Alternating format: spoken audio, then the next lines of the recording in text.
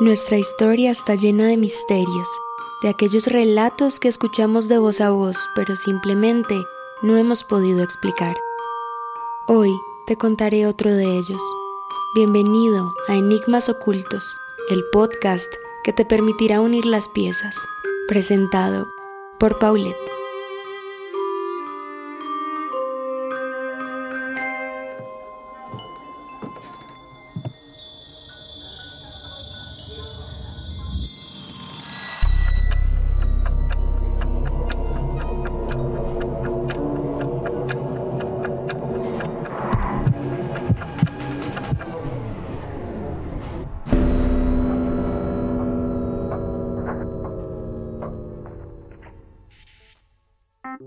Es cierto que en ocasiones no logramos dimensionar cómo existen seres humanos con habilidades tan bien desarrolladas.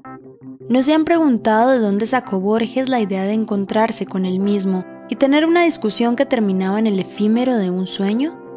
¿O de qué manera Gabriel García Márquez imaginó a un hombre que con su sola presencia evocaba mariposas amarillas que revoloteaban de aquí a allá en un pueblo perdido en el espacio y el tiempo? ¿O lo que tuvo que sentir Gustav Klimt para pintar un beso cubierto con lágrimas de oro? En mi caso, no hay obra de arte, texto literario o arte poético que no examine con detalle, con el fin de encontrar ese algo, esa chispa que inunda la mente de los creativos para que todo lo que hagan sea recordado a través de la historia. Ese realmente es el verdadero enigma. La verdad es que, aunque escudriñe por aquí y por allá, parece que ese secreto mágico solo lo conocen aquellos que lo han vivido. Entonces, ¿tendré que reencarnar en ellos para saber cómo y por qué se convirtieron en íconos dentro de sus campos? ¿O simplemente tendré que ceñirme a la idea popular de que muchos de ellos le deben sus dones a un ser benigno o maligno y que su destino está conectado con un tipo de maldición que se lleva todo lo que alguna vez fueron y deja en su lugar una gran huella en el tiempo? Esto que acabo de decir no suena muy descabellado, ¿o sí? Porque cuando uno no tiene una explicación lógica, siempre escuchando voces afirmar que no se puede ser tan bueno naturalmente y el destino se encarga de devolver todo lo que alguna vez dio, no se cree que un don sea un premio sino una maldición. Todos en algún momento de nuestra vida hemos escuchado hablar de Bruce Lee. Así sea solo la mención de su nombre y su fama global, no es para menos, pues no solo fue un ícono de la cultura pop en el siglo XX, sino que también era un hombre sumamente dedicado. Un pensador y escritor que a través de las artes marciales desarrolló su propia filosofía de vida llamada Jeet Kune Do, o el camino del puño interceptor, desde el cual el hombre lograba alcanzar un ápice de perfección y verdad. Sin embargo, aunque su fama se debe a la influencia que tuvo en el posicionamiento de las artes marciales orientales en el vertiginoso escenario del espectáculo de Hollywood, existe otra razón que ha provocado que sea recordado como un hombre marcado por la tragedia. Antes de nacer, ya tenía sobre sí el peso de la muerte. A su padre le afanaba conocer si el futuro de este hijo sería el mismo de su primogénito. Esa maldición que le auguraba la muerte a los hombres de su descendencia le había causado miles de inseguridades, y aunque buscaba por cielo y tierra el origen de ese maleficio, nunca supo la razón por la cual los hombres de la familia morían jóvenes. Sin embargo, aunque el padre de Bruce Lee estaba bastante seguro de que no conocería a un hijo varón, tuvo la suerte de que Lee Yun-fan, nombre de pila de Bruce Lee, naciera sin ningún problema y creciera con la estrella que le iba a hacer grande en la vida. Efectivamente, así fue. Nació en Estados Unidos, el lugar que vio surgir su carrera actoral, y se crió en Hong Kong, donde conoció su pasión. De hecho, la razón por la cual Bruce Lee nació en Estados Unidos fue porque su padre también tenía una carrera actoral y grababa películas cantonesas en el momento en que su esposa dio a luz. En el hospital, la madre le dijo el nombre de pila del bebé a la enfermera, y ella decidió otorgarle un segundo nombre más americanizado para que a la larga no tuviera problemas al momento de realizar algún registro. Esto de los nombres es bastante importante porque Bruce Lee no solo tenía un nombre occidental, que todos conocemos, ni un oriental dado por sus padres, sino que debido a una creencia cantonesa y a una maldición, lo llamaron Siphon, un seudónimo femenino que significa pequeño fénix. El propósito con este seudónimo era una respuesta a una supersticiosa tradición en la cual se trataba de ocultar el sexo del recién nacido ante los espíritus malignos que se robaban al bebé varón. Los padres de Bruce ya habían sufrido una pérdida de un primer hijo en los primeros años de su matrimonio. Por eso fue que en compañía de la abuela de Bruce lo comenzaron a llamar así para que los espíritus pasasen de largo.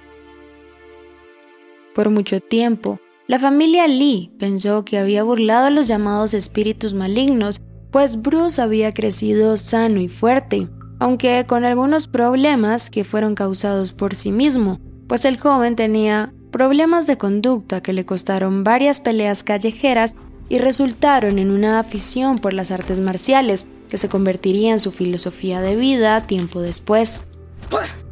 Tenía todo el perfil de un luchador de artes marciales y aunque poseía un temperamento arrebatado, era ágil, apasionado y capaz, razón por la cual, antes de abandonar Hong Kong, tuvo diferentes experiencias que lo formaron en una disciplina y las cuales fueron la base para lo que sería su carrera actoral.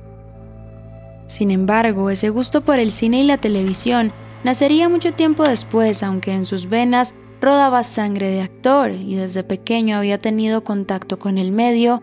No era de su interés seguir los pasos de su padre, pues la ausencia de este en su vida, debido a las responsabilidades laborales, le habían dejado un vacío que Lee no quería repetir cuando conformara una familia. Pero la vida se encarga de llevar a las personas a los lugares que pertenecen, y así, en el año 1965, luego de que naciera su hijo Brandon, Hollywood volvió a llamarlo. Era una de las pocas personas que podían alardear de sus antecedentes en pantalla y de tener una trayectoria actoral desde joven. De hecho, su primer trabajo como actor fue a los 6 años. Por eso, cuando cumplió la mayoría de edad, ya podía presumir de haber participado en más de 20 películas. Entonces, con el llamado a la fama y la intención de realizar algo más allá de lo que el cine occidental tenía para ofrecerle, audicionó y consiguió los papeles principales en todos los filmes que tenían contenido de artes marciales, donde claramente destacó por sus habilidades.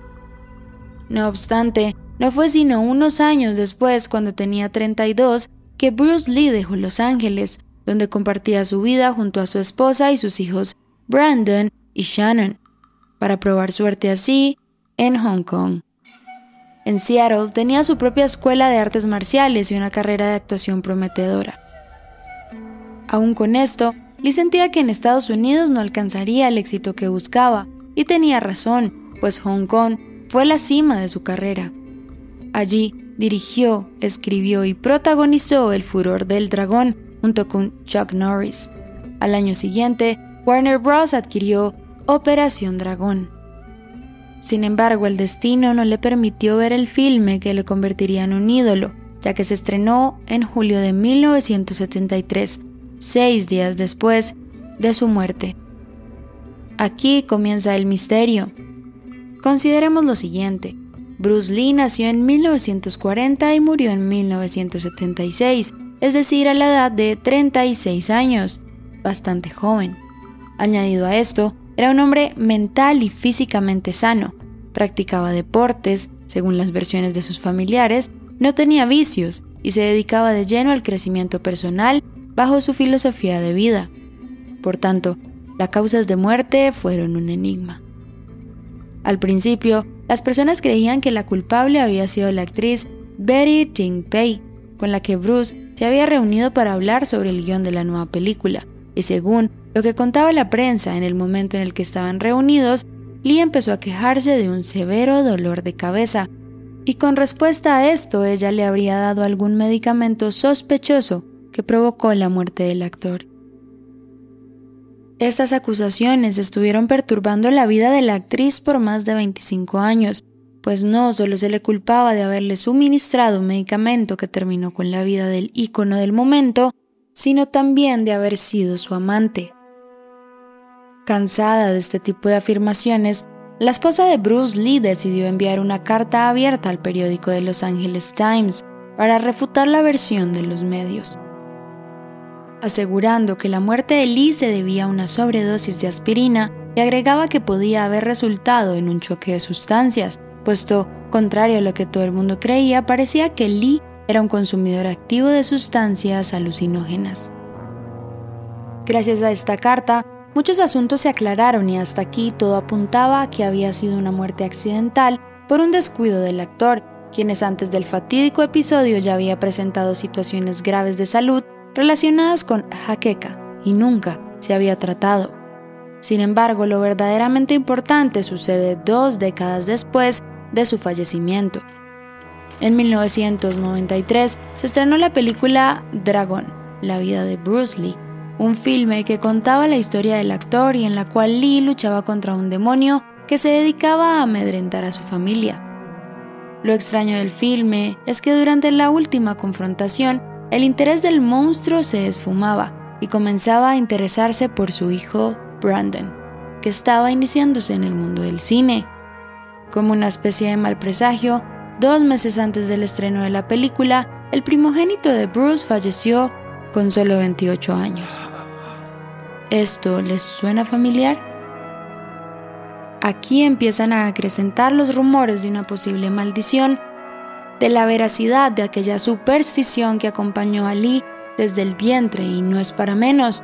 Las coincidencias eran absurdas y las causas de muerte parecen labradas por un trágico destino. En el caso de Bruce Lee, su muerte fue ocasionada por un edema cerebral causado por una hipersensibilidad a un componente de la medicina que le fue suministrada, mientras que a su hijo, su muerte accidental resultó siendo un verdadero drama. El 30 de marzo de 1993, Brandon Lee estaba terminando de grabar El Cuervo, una película en la que interpretaba a Eric Draven, un hombre que después de haber sido asesinado vuelve a la vida para vengarse. Mientras estaban rodando una escena, el actor Michael Mays, que daba vida a Funboy, disparaba al personaje que interpretaba a Brandon con una Magnum 44. Por eso, cuando este cae al suelo, los miembros del equipo creen que solo está actuando, pues como en todos los rodajes de acción, la pistola debía contener únicamente balas de fogueo. Sin embargo, una mancha de sangre los alertó. El abdomen del actor no dejaba de sangrar. Las balas no eran de fogueo, sino de verdad. Brandon salió del set debatiéndose entre la vida y la muerte, pero murió en el hospital después de 12 horas de intervención quirúrgica. Así fue como la vida de Brandon se esfumó de manera prematura, y contrario a lo que él quería, su carrera quedó opacada por la de su padre. A la horrible maldición que los acechaba, hay que sumar 2 eventos demasiado precisos. El primero, la muerte del padre de Lee, el cual falleció días después del nacimiento de su nieto, sin ningún tipo de antecedente médico, y segundo, la trama de la película que estaba grabando Bruce Lee antes de fallecer. En la película, Lee se interpreta a sí mismo y durante la grabación de una escena en la que es perseguido por un grupo de criminales, estos le disparan con un arma de fogueo, cuando se encuentra simulando uno de sus rodajes. Una casualidad que parece más bien el guión de la vida de Brandon. Al encontrarme con este caso, específicamente pude notar algo particular, y es que en ciertas situaciones el destino parece burlar todo tipo de supersticiones, demostrando la supremacía de lo que ya está escrito en el camino de la vida. Acabas de escuchar Enigmas Ocultos, el podcast que te permitirá unir las piezas. Espero que con él hayas dilucidado un poco más de nuestra historia y también que te hayan surgido preguntas que esperamos responder en un próximo episodio. Gracias por escucharnos y nos vemos cada viernes.